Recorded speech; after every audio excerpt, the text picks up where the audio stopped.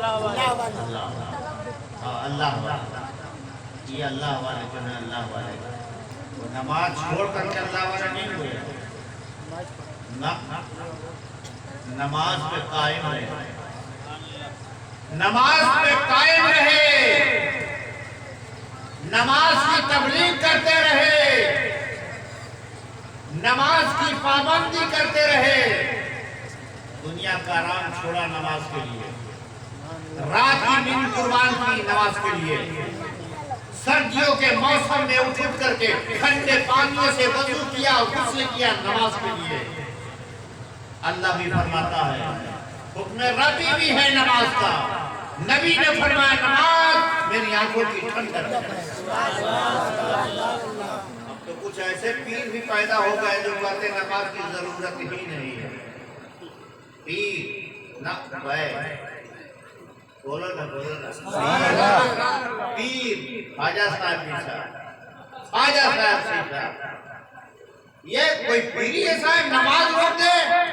अगर इस्लाम में कोई नमाज रोकने वाला है तो वो मुसलमान नहीं है। वो जो भेष बदल कर आया है, वो जो शक्ल सूरत मौलवियों का बना कर आया है, वो पीर नहीं है। होशियार वरना सावधानी घटी और दुर्घटना घटी। बड़ा रोज महशर के जाओ गदास बोअत अव्वली कोशिश नमाज बोअत, क़यामत के दिन सबसे पहले नमाज के बारे में पूछा जाएगा। और आज के कुछ पीर पैदा हो गया कि नमाज की जरूरत नहीं, छुड़ा दिया, कितने नमाजी को छुड़ा दिया है, कितने नमाजी को बेनमाजी कर दिया। ऐसे से होशियार रहना है। मकसद जलसे का ये नहीं कि आप नारा लगाएं सुभान लगाएं, मकसद ये है कि जो खतरा है उससे भी बचाए। होशियार रहिए, सावधान रहिए। सरकार गरीब नवाज रहमतुल्लाह अलैह की बारगाह में एक जोगी आ गया। बोलो सुना जोगी, और आकर के सरकार के दाएं बाएं आगे पीछे खूब देख रहा, मुआयना कर रहा है। कभी पीछे जाता, कभी आगे, कभी दाएं, कभी बाएं, हर तरफ से देख रहा। ख्वाजा साहब ने कहा क्या मामला है, क्या मुआयना कर रहा है? तो कहा कि देखिए हम ये देख रहे हैं कि आपकी बॉडी तो इंसान की है, आप इंसान हैं, आप पाओ नाक, जाहिर तो इंसान का नजर आता है। वो जो था जोगी ना, बड़ी उसकी आंख में तेजी थी, नजर में, वो अंदर की बात देख रही। कहा कि मज़ाहिर आपकी इंसानी शक्ल में है, लेकिन आपके अंदर तो पूरा नूर भरा हुआ है, अंदर तो नूर भरा हुआ, रोशनी रोशनी है, उजाला ही उजाला है आपके अंदर। मज़ाहिर तो आप आदमी की तरह है। ये फर्क है गरीब नवाज और हम। जाहिर में आदमी की तरह है, लेकिन अंदर नूर भरा हुआ, नूर है आपके अंदर, आपके दिल में। ना गीबत है, ना शिकवा है, ना तोहमत है, ना इल्जाम है, ना रिया है, ना मक्कारी है, ना बनावट है, ना दिखावा है, जो है सब अल्लाह के लिए नूर है। लेकिन ऐ मोइनुद्दीन, उसमें एक दाग नजर आ रहा है, सारा नूर नूर है, मगर आपके दिल पे एक काला धब्बा नजर आ रहा है। सामने बैठ के बातें हो रही, ये क्या है जो काला काला नजर आता है, ये धब्बा कैसा है? तो सरकार गरीब नवाज ने कहा वो साफ हो जाएगा, वो साफ हो जाएगा। तुमने ठीक देखा है, जो देखा है सही देखा है, वो दाग खत्म हो जाएगा। कहा कि कैसे खत्म होगा? कहा कि बस तू कलमा पढ़ ले, सब खत्म हो जाएगा। तू कलमा पढ़ ले, दाग खत्म हो जाएगा। तो उसने जोगी ने कहा समझ में नहीं आया, कलमा हम पढ़े दाग आपका खत्म होगा? कहा कलमा पढ़ के देख ले। कहा हम कलमा पढ़ेंगे तो आपके अंदर जो दाग है खत्म। कहा तो फिर शुरू हो जाएगी, कलमा पढ़ा लीजिए। सरकार गरीब नवाज ने कहा अशहदु अल्ला इलाहा इल्लल्लाह व अशहदु अन्ना मुहम्मद रसूलुल्लाह सल्लल्लाहु अलैहि वसल्लम। जोगी ने दोहराया, जैसे जोगी ने कलमे तैयबा कलमे शहादत पढ़ लिया, अब पूछा गरीब नवाज ने, बता कैसा नजर आया? कहा जो दाग था मिट चुका है, दाग खत्म हो चुका है, वो जो काला धब्बा था अब नहीं रहा। कहा कि मोइनुद्दीन राज क्या है? ये राज क्या है? कलमा हम नहीं पढ़े थे, उसमें दाग था। अब हमने जब कलमा पढ़ लिया तो बेदाग है, कोई धब्बा नहीं है। ये राज क्या है? तो सरकार गरीब नवाज ने कहा तुमने अभी समझा नहीं पहचान पाया? कहा नहीं। कहा देखो तुमने मुझको नहीं देखा है, रब ने मेरा सीना आईना बनाया है। रब ने मेरा सीना एक शीशा बना दिया है। तुमने मेरा दिल कहाँ देखा? तुमने देखा कहाँ मेरा दिल? तू मेरे सामने बैठा है, मेरे शीशे में तुमने अपना दिल देखा था। तूने अपना दिल देखा था, जिसमें धब्बा था, जिसमें स्याही थी, जिसमें कालापन था। तूने मेरा दिल नहीं देखा था। मेरा दिल न रहा। मेरा दिल तो रब की मोहब्बत का आईना हो गया है। आईने में तेरा दिल नजर आया था जो काला था।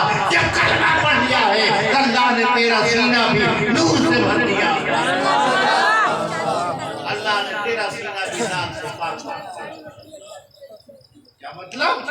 कलमा वाले का दिल तो साफ होना चाहिए, बेदाग होना चाहिए। लेकिन हर दाग हमारे सीने पे लगा हुआ है, हर दाग मेरे दिल पे पड़ा हुआ है, हर बुराई का दाग नजर आता है। इल्ला माशाअल्लाह उसको छोड़ दिया जाए।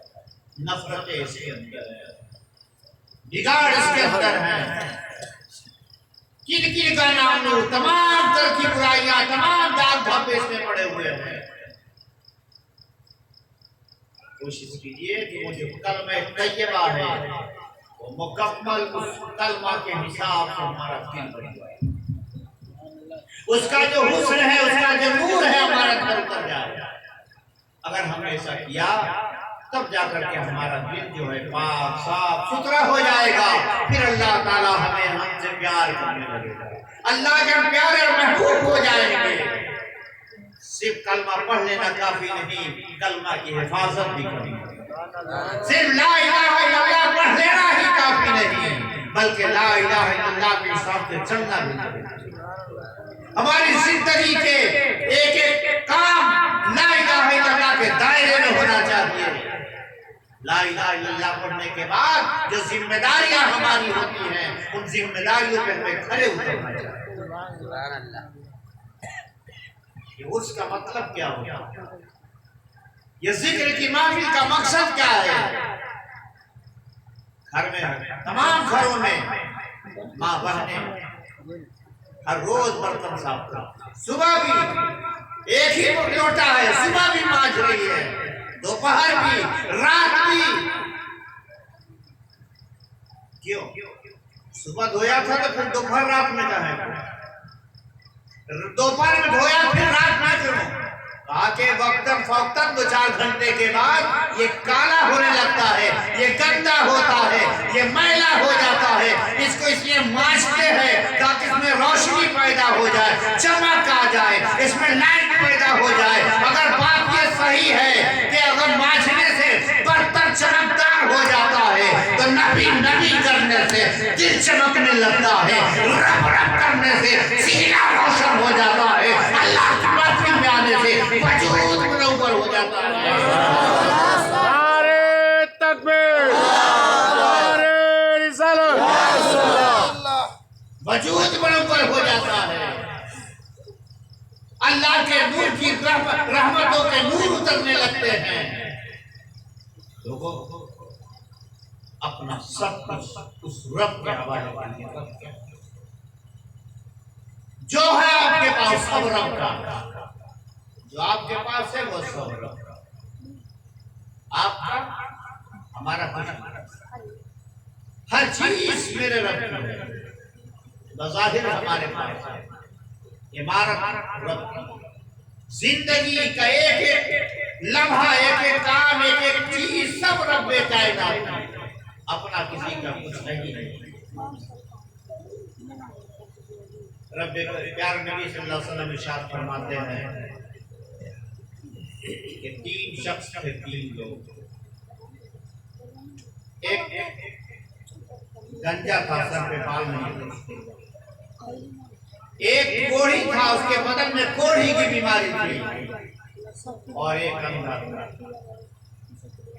प्यारे नबी फरमाते अल्लाह ने आजमाइश ली, फरिश्ते को भेजा। फरिश्ता आया, गंजे के पास आया, आगे वो तुझे क्या चाहिए? हम देने आए हैं, तेरी कोई ख्वाहिश है तो मांग ले। कहा कि मेरे सर पे बाल हो जाए, मैं गरीब हूँ, कुछ मदद हो जाए। तो फरिश्ते ने कहा चलो, ये तुम्हें मिल गया। उसके सर पे बाल आ गए, बकरियां मोटी हो गई, माल दौलत जमा हो गई उसके पास, गरीबी भी खत्म हो गई, सर पे बाल भी आ गया। दूसरे के पास फरिश्ता गया, कहा कि तेरा क्या मसला है?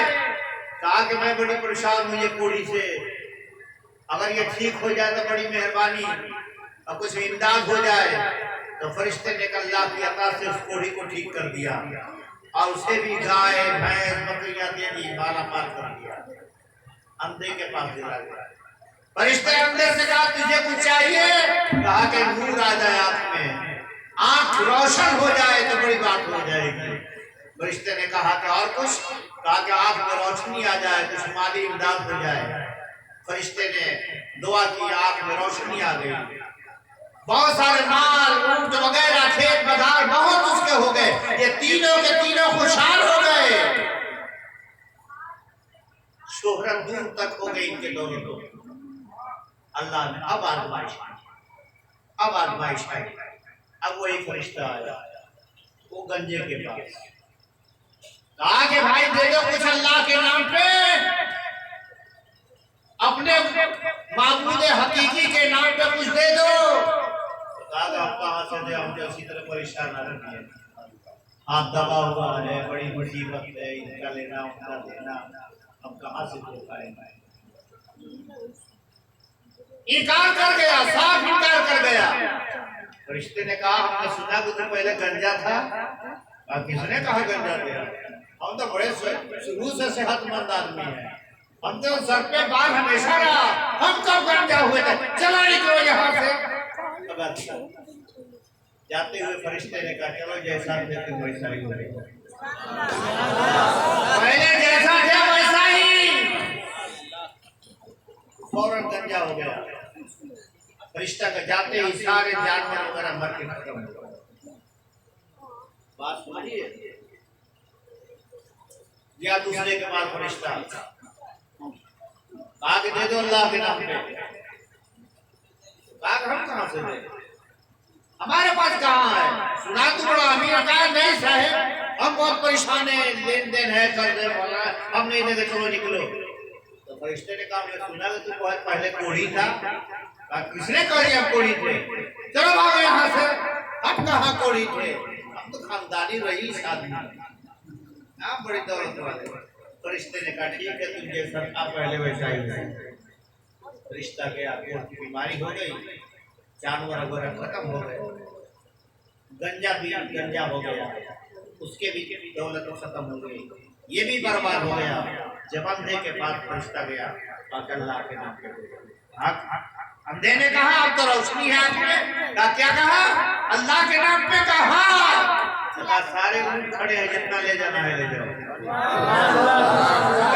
ऊँट खड़े हैं, जितना ले जाना है ले जाओ, जो चाहिए ले लो, मेरा तो कुछ है ही नहीं है। सुभान अल्लाह, सुभान अल्लाह। ये तो आंखों में रोशनी भी नहीं थी, मैं तो अंधा था, अल्लाह का करम हुआ, मैंने दुनिया देखा, ये रब का करम हुआ। मुझसे पूछो तो मैं बताऊं कि अल्लाह ने मुझको मक्का भी दिखा दिया। ये रब का करम है, मेरा कुछ नहीं है।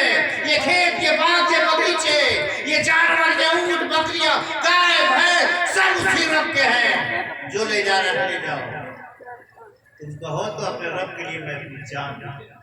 अल्लाह रब के नाम पे मैं अपनी जान भी दे दूं अगर तुम मांग लो। फरिश्ते ने मुस्कुराया, क्या बस कर, हम तो तेरी आजमाइश के लिए आए थे। सुभान अल्लाह हर तुझे आजमाने आए थे। गौर कीजिएगा बात पे, ना जाने कब कौन मेरे दरवाजे पे आ जाए आजमाइश के तौर पे, ना जाने कब रब की तरफ से आजमाइश आ जाए। अब कोई मेरे दरवाजे पे भूखा खड़ा हो, ना जाने कब मुझे अल्लाह आजमाइश के तौर पे अपने इम्तिहान में ले ले, उसे अता पता नहीं है। इसलिए लोगों, अल्लाह की एक एक नेमत का शुक्र अदा करते रहो, और जब बात आए रब के नाम पे तो फिर किसी को वापस ना करो, किसी को वापस ना करो, इसलिए कि अपना कुछ है ही नहीं है। फरिश्ते ने मुस्कुराया, हमने तो तुझे आजमाया था, चल कोई बात नहीं है, जा तेरी दौलत हमेशा बात है, अब तू कभी बर्बाद नहीं होगा, ये रब की तरफ से है। फरिश्ता चला गया, दौलतें और बढ़ती चली गई, अंबार लग गए, मालामाल हो गया, दूर दूर तक इसकी दौलत के शोहरत हो गए। हाँ हाँ, जो रब के नाम पे माल खर्च किया जाएगा वो माल बढ़ जाएगा। जो रब के नाम पे आप काम करेंगे उसमें बरकतें हो जाएंगी। जो अल्लाह अल्लाह करेगा अल्लाह उसमें नेमतें अता फरमाएगा। इन बातों पे आपको गौर करना है। महफिलों का मकसद यह है कुछ बातें हम लेकर चले। अल्लाह सब कुछ हमें दिया, हमारा कुछ नहीं दिया। और कोई इस रंग में रंगा हुआ कि मेरा है, ये रंग बहुत खतरनाक है, ये बहुत खराब सोच है। अल्लाह ने जिसको जितना दिया उसे और झुकना चाहिए, उसे और झुक जाना चाहिए। इसलिए कि जिस शाख में, जिस डाली में फल ज्यादा लगते हैं वो ज्यादा झुका हुआ है, उसे तो और ज्यादा झुकना चाहिए जिसको अल्लाह ने खूब दिया है। इसलिए कि अल्लाह के एहसान जितने हैं उतना उसे झुक जाना चाहिए। उसे शेखी नहीं बघारनी है, उसे बड़ा नहीं बनना है, भले उसे खाकसार बनना है। ख्वाजा साहब की तालीमात क्या है? ख्वाजा साहब ने फरमाया कि तुम दुनिया में ऐसे रहो, दरिया की तरह सखावत तुम्हारे अंदर होनी चाहिए। दरिया की तरह सखावत क्या मतलब? दरिया के पास जो भी जाए, किसी मजहब का हो, किसी जात धर्म का हो, अमीर हो, गरीब हो, छोटा हो, बड़ा हो, जितना बड़ा भी प्याला लेकर जाए, दरिया किसी को मना नहीं, रोकता नहीं है, बल्कि सबका पैमाना भरता चला जाता है, सबका कूदा भरता चला जाता है, सबका घड़ा भरता चला जाता है। आओ, जिसे लेना है लेकर चले जाओ, जितना भरना है भरकर चले जाओ। ख्वाजा साहब फरमाते हैं दरियाखावत तुझ में होनी चाहिए, जो तेरे पास आ जाए, नमक मांगने आए तो नमक दे दो, चावल मांगने आए तो चावल, खाना मांगे तो खाना दे दो, कपड़ा मांगे तो कपड़ा दे दो। तुम्हारे अंदर ये सखावत होनी चाहिए, और जब देना तो जात धर्म देख कर ना देखना, बल्कि अल्लाह का बंदा देख लेना। ये बुजुर्गों की तालीम है। आज तो जात धर्म के कितने पैदा कर दिए गए। हमारे बचपन में नहीं थी ये बातें जात धर्म की, आज धर्म की बातें पैदा है। आज मजहब के नाम पे लड़ाया जा रहा है, और ये अहले सियासत लड़ा रहे हैं, ये कुर्सी पे बैठे हुए लोग लड़ा रहे हैं कौम को। मुल्क की खूबसूरती और ताकत ये है कि सब एक रहे। ये मुल्क की खूबसूरती भी है और मुल्क की ताकत भी है। रिकॉर्डिंग में डाल हाथ नहीं दिखाता है। इसलिए ताकत भी है हमारे मुल्क की, ये सब एक रहे, और खूबसूरती भी है कि सब एक रहे। रिकॉर्डिंग होता है। नफरत फैला दी, बात बात पे नफरतें, बर्बादी के दहाड़े में मुल्क खड़ा हो चुका है। आज इलेक्शन में तरक्की की बात नहीं, बेरोजगारी की बात, जात धर्म की बातें हो रही हैं। क्यों? ये तालीम नहीं है। तालीम जोड़ना है, धर्म का काम है जोड़ना। प्यारा नबी फरमाते जो जोड़ेगा अल्लाह उसको अपने से जोड़ लेगा। जो जोड़ेगा जोड़ेगा मिलाएगा अल्लाह उसको अपने से मिला लेगा। और जो तोड़ेगा अल्लाह उसको तोड़ देगा।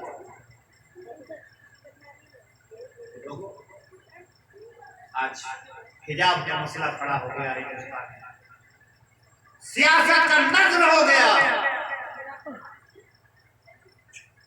बच्चियों के खिलाफ बाज़ाब्ता एक तरफ से बच्चों को खड़ा किया गया, उन्हें पहनावा दे करके, टोपियां गमछे दे करके उनके खिलाफ।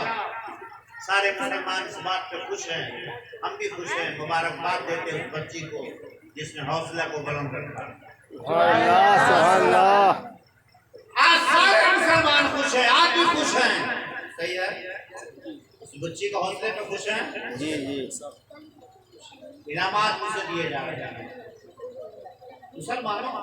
लेकिन एक बात कहना चाहते कह के गुजर ही जाना चाहते हैं, क्या ये काफी है कि हम खुश हैं? क्या ये काफी है कि उसके हौसला को हम सलाम करें, हम उसे सलूट करते रहे, सलाम करते रहे, बात खत्म? नहीं। आज मामला अदालत में चला गया, फैसला जज को देना है, वो जज ना जाने क्या देगा। अदालतों से हमको ज्यादा उम्मीदें नहीं रही हैं, हमने देखे हैं फैसले, लेकिन वो जो भी फैसला देगा वो अपना फैसला उसका होगा। लेकिन हर भाई का अपना फैसला तो है कि अपने बहन को आज से पर्दा करे। ये तो फैसला ले, उसकी बहादुरी पे तारीफ, उसकी बहादुरी पे खुश होने वालों, तुम बहादुर बन के अपनी बहन को पर्दा में कर दो, अपनी बेटियों को पर्दा में करो, अपनी शहजादियों को हिजाब में ला दो। ये काफी नहीं है कि उसने जो किया उस पे हम कुछ हो जाए, काफी ये है कि कल से अपनी बहू बेटियों को हम पर्दे में ला दें। उससे क्या होने वाला है? उसके ऊपर जो जिम्मेदारियां थी उसने निभा दी, उसने अपना फर्ज अदा कर दिया। अब हमारा क्या होगा? हमारी इज्जत और आबरू का क्या होगा? कुरान में रब फरमाता है कि नबी अपनी बीवियों को, बेटियों को और मुस्लिम औरतों को कह दो कि बाहर निकले तो चेहरे पे निकाब का हुक्म है अल्लाह का। टीवी वाले बैठ करके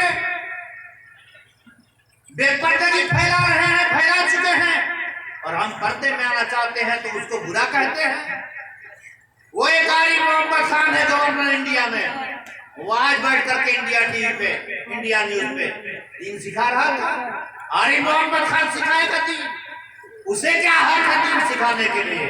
हमें दीन हमारे मुस्तफा ने सिखाया है, हमें दीन हमारे गरीब नवाज ने सिखाया है, हमें दीन मखदूम कछाछा ने सिखाया है, हमें दीन आला हजरत ने सिखाया है। हम किसी गवर्नर के तालीम में नहीं चलने वाले। कुरान काफी है। चाहे नबी अपनी बीवियों को, बेटियों को और मुस्लिम कौम की शहजादियों को कह दो पर्दे में रहा। नंगा नाचना, नंगा बदन होना, ये कोई बुराई नहीं, पर्दे में आना बुरा हो गया। ये कैसी सोच है? ये कैसी सोच पैदा हो गई है? कैसे वो तालीम देंगे? लोगों, अब वक्त आ गया है कि पर्दे का एहतमाम करें। दर्से कुरान अगर हमने भुलाया होता, दर्से कुरान ना अगर हमने भुलाया होता, ये जमाना ना जमाने ने दिखाया।